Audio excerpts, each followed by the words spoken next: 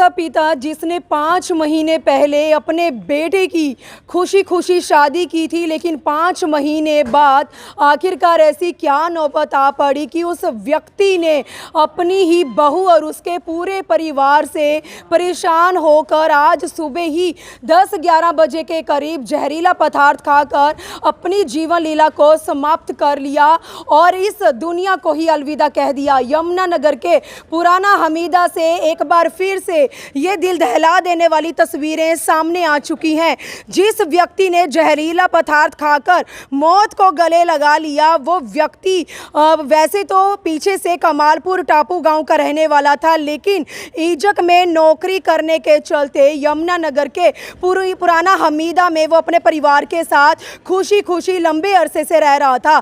लेकिन 5 महीने पहले यासीन, जी हाँ यासीन, ये वो व्यक्ति है, ये वो शख्स है जिसने जहरीला पदार्थ खाकर अपने जीवन को ही समाप्त कर लिया।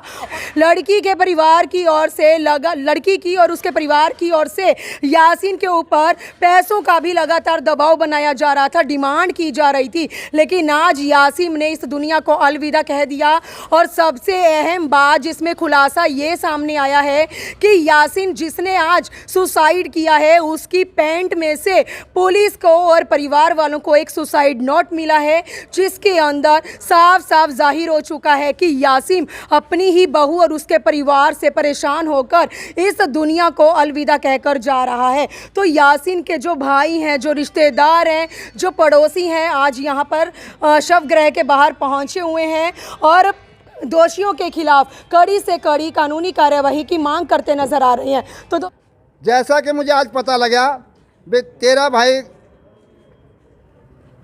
पूरा हो चुका, मैं यहाँ अस्पताल में पहुँचा तो मुझे यहीं मेरे सामने वो सुसाइड नोट आया। पुलिस वालों ने मेरे से भी दिखाया है, कहने लगा ये तेरे भाई की, देखिए लिखाई तेरे भाई की है। मैंने उसको अपने भाई के बारे में सब जानते हैं, मैं कहा ये मेरे भाई की लिखाई है, मैं इस बात को एग्री करता हूँ, ये मेरे भाई की लिखाई है और मेरे भाई का ही ये इस पर रिटर्न जो भी है उसी की है। अभी दोषियों के खिलाफ क्या कानूनी कार्यवाही की मांग कर? दोषियों के खिलाफ जो कानून ज़्यादा से ज़्यादा कड़ी से कड़ी सजा दे, वो तभी हमें कुछ इंसाफ मिलेगा। किस किस के खिलाफ कार्रवाई चाहते हैं आप? कार्रवाई उन लोगों के खिलाफ चाहते हैं जिनके कारण मेरे भाई ने आज अपनी जीवन लीला समाप्त कर ली है। तो इसमें पुलिस को भी दोषी मानते हैं पोल्ट्री की? पुलिस का तो सिर्फ इतना रोल है कि जब हम वहाँ चले गए थे तो उन्हें यहाँ हमारे घर पे नहीं आना चाहिए था, बाकी पुलिस का और इसमें जी क्या कुछ कार्रवाई क्या कार्रवाई की मांग? हम तो ये कार्रवाई करा जी, बस जैसे पुलिस है अपना पूरा हमारा साथ दे और कड़ी से कड़ी सजा दे इनको। जैसे कि मैं 70 लाख की मांग कर रहे हैं वगैरह, धमकी दी है उन्हें, उससे तंगा किसी ने। 70 लाख की डिमांड की वजह नहीं आपको पता लगी कि आखिरकार क्यों इतने बड़े डिमांड की वजह की जाए? मतलब इतना ज़्यादा जो डिमांड जो है उसके लिए क्यों दबाव बनाया जा रहा है? देखा जाए तो पता नहीं, जिसके बारे में हमें कुछ नहीं पता।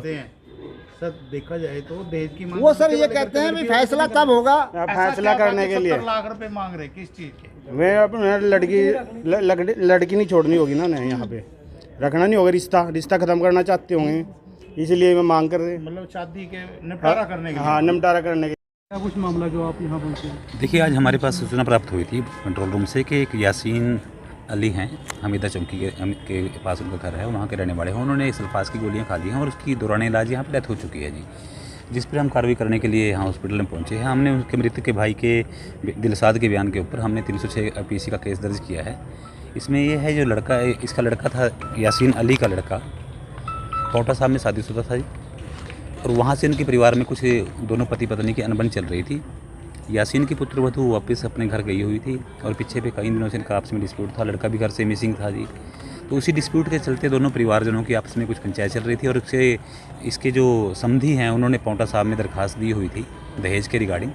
उस रिगार्डिंग इनको वहाँ पे बुलाया गया था और इनके वहाँ पे कुछ परिवार की कुछ आपस में रिश्तेदारों की बातचीत हुई थी, जिस बातचीत में उन्होंने फैसले के बारे में कुछ इनके ऊपर कुछ पैसों का दबाव बनाया था, जिससे मानसिक रूप से परेशान था और उसी के चलते इन्होंने उनके दबाव के कारण, उनके उकसाने के कारण इसने सल्फास की गोलियां खा करके अपनी जीवन लीला समाप्त कर ली है। सुसाइड नोट मिल गया है हमें और हमने उसके भाई के स्टेटमेंट के ऊपर इसके लड़के के ससुराल वालों के खिलाफ 306 IPC का केस दर्ज कर लिया है जी।